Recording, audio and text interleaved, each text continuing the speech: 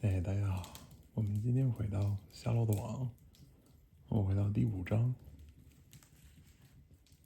Chapter 5 Charlotte. The night seemed long. Wilbur's stomach was empty and his mind was full. And when your stomach is empty and your mind is full, it's always hard to sleep. A dozen times during the night, Wilbur woke and stared into the blackness, listening to the sounds and trying to figure out what time it was. A barn is never perfectly quiet. Even at midnight, there is usually something stirring. The first time he woke, he heard Templeton gnawing a hole in the grain bin. Templeton's teeth scraped loudly against the wood and made quite a racket. That crazy rat, thought Wilbur. Why does he have to stay up all night grinding his clashers and destroying people's property? Why can't he go to sleep like any decent animal? The second time Wilbur woke, he heard the goose turning on her nest and chuckling to herself. What time is it? Whispered Wilbur to the goose. Probably, about 11:30, said the goose. Why aren't you asleep, Wilbur? Too many things on my mind, said Wilbur. Well, said the goose, it's not my trouble. I have nothing on my mind, nothing at all on my mind, but I have too many things under my behind. Have you ever tried to sleep while sitting on 8 eggs? No, replied Wilbur. I suppose it is uncomfortable. How long does it take a goose egg to hatch? Approximately 30 days, all told, answered the goose. But I cheat a little. On warm afternoons, I just pull a little straw over the eggs and go out for a walk. Wilbur yawned and went back to sleep. In his dreams, he heard, again, the voice saying, I'll be a friend to you. Go to sleep. You'll see me in the morning. About half an hour before dawn, Wilbur woke and listened. The barn was still dark. The sheep lay motionless. Even the goose was quiet. Overhead on the main floor, nothing stirred. The cows were resting. The horses dozed. Templeton had quit work and gone off somewhere on an errand. The only sound was a slight scraping noise from the rooftop, where the weather vane swung back and forth.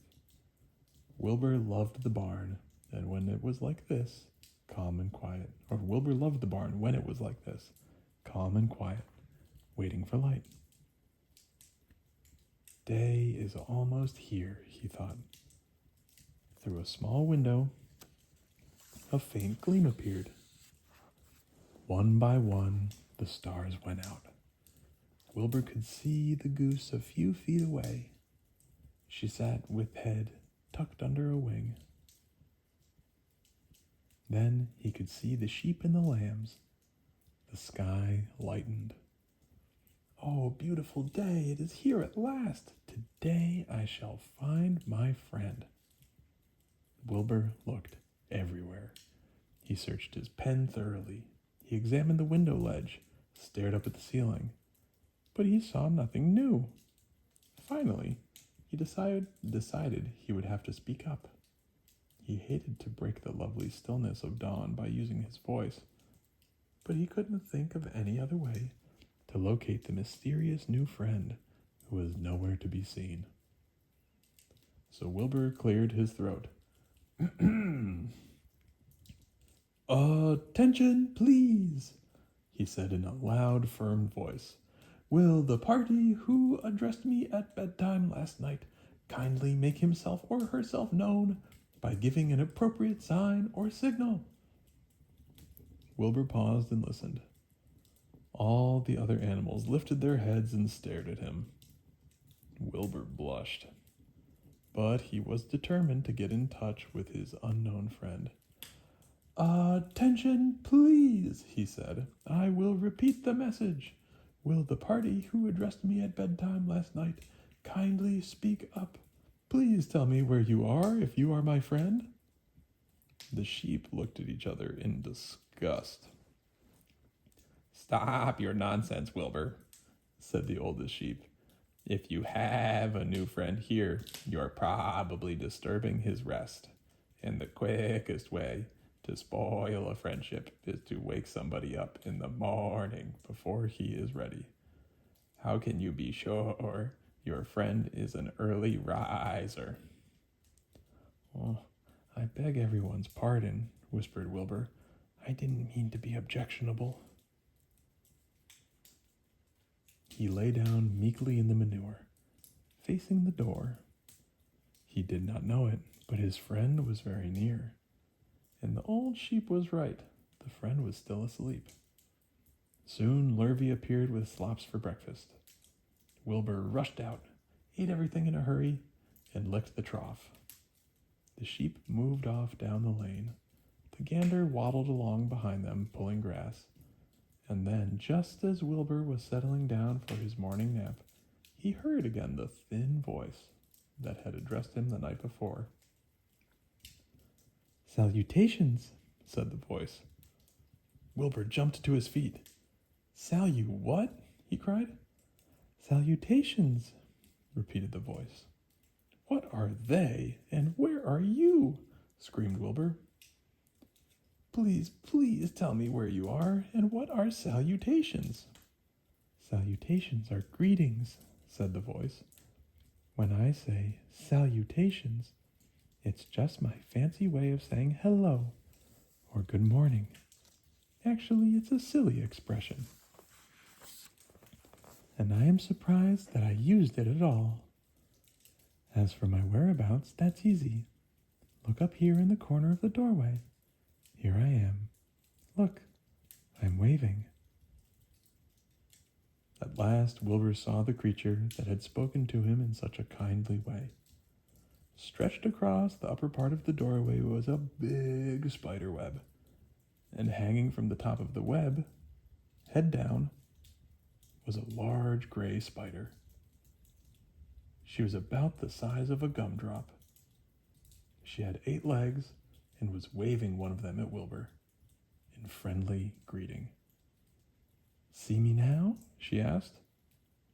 "Oh, yes, indeed," said Wilbur. "Yes, indeed. And how are you? Good morning, salutations. Very pleased to meet you. What is your name, please? May I have your name?" "My name," said the spider, "is Charlotte." "Charlotte what?" asked Wilbur eagerly. "Charlotte A. Cavatica, but just call me Charlotte." "I think you're beautiful," said Wilbur. "Well, I am pretty," replied Charlotte. "There's no denying that. Almost all spiders are rather nice looking.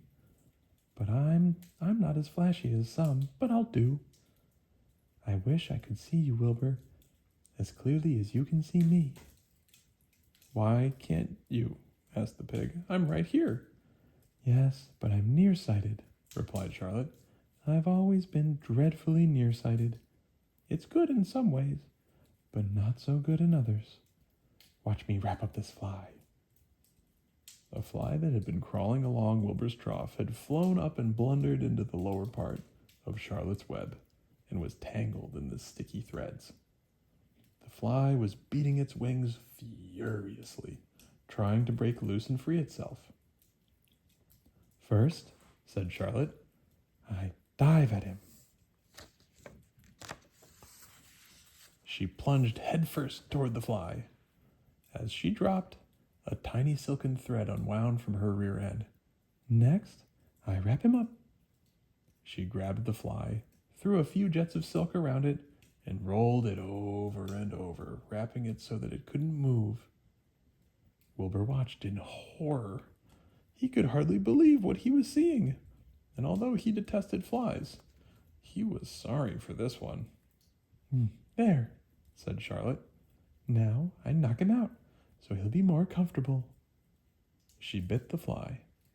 "He can't feel a thing now," she remarked. "He'll make a perfect breakfast for me." "You mean you eat flies?" gasped Wilbur. "Oh, certainly. Flies, bugs, grasshoppers, choice beetles, moths, butterflies, tasty cockroaches, gnats, midges, daddy longlegs, centipedes, mosquitoes, crickets, anything that is careless enough to get caught in my web. I have to live, don't I? Why, yes, of course, said Wilbur. Do they taste good? Delicious, of course. I don't really eat them. I drink them, drink their blood. I love blood, said Charlotte, and her pleasant, thin voice grew even thinner and more pleasant. Oh, don't say that, groaned Wilbur. Please don't say things like that. Why not? It's true. I have to say what is true. I am not entirely happy about my diet of flies and bugs, but it's the way I'm made. A spider has to pick up a living somehow or other, and I happen to be a trapper. I just naturally build a web and trap flies and other insects. My mother was a trapper before me. Her mother was a trapper before her. All our family have been trappers, way back for thousands and thousands of years. We spiders have been laying for flies and bugs. It's a miserable inheritance, said Wilbur gloomily. He was sad because his new friend was so bloodthirsty. Yes, it is, agreed Charlotte. But I can't help it. I don't know how the first spider in the early days of the world happened to think up this fancy idea of spinning a web. But she did, and it was clever of her, too.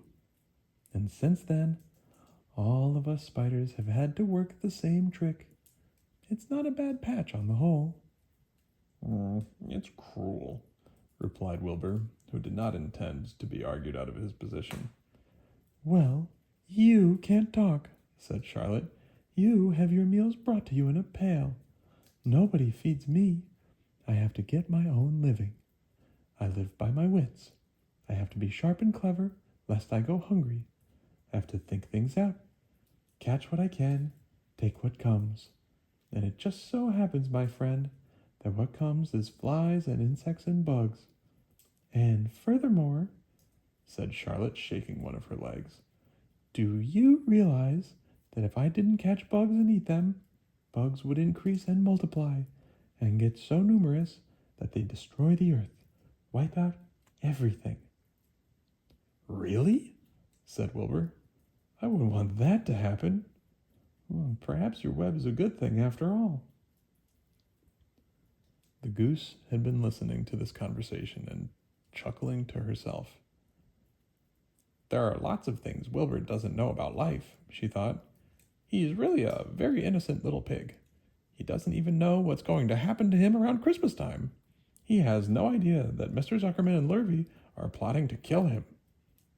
And the goose raised herself a bit, poked her eggs a little further under her, so that they would receive the full heat from her warm body and soft feathers. Charlotte stood quietly over the fly, preparing to eat it. Wilbur lay down and closed his eyes. He was tired from his wakeful night and from the excitement of meeting someone for the first time. A breeze brought him the smell of clover, the sweet-smelling world beyond his fence. Well, he thought, I've got a new friend, all right. But what a gamble friendship is. Charlotte is fierce, brutal, scheming, bloodthirsty, everything I don't like. How can I learn to be like her, or how can I learn to like her, even though she's pretty and, of course, clever? Wilbur was merely suffering the doubts and fears that often go with finding a new friend. In good time, he was to discover that he was mistaken about Charlotte. Underneath her rather bold and cruel exterior, she had a kind heart, and she was to prove loyal and true to the very end.